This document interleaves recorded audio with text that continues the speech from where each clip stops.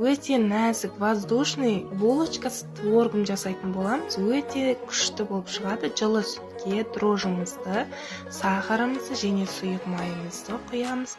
Және де аз ғана медымызды қосып жақсылап араластырып алатын боламыз. Араласқаннан кейін ұнымызды салып, өте нәзік, жұп-жұмсақ етіп қамыр илейтін боламыз. Жылы жерге бетін жауып қоямыз.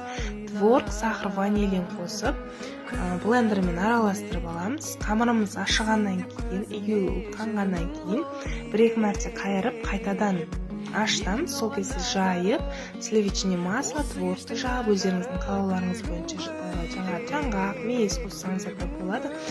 Дәл осылай рулетик сияқты орап шығып, сахар мен пудраға аунатып, 15 минут 20 минутқа көтерілгенше қоямыз.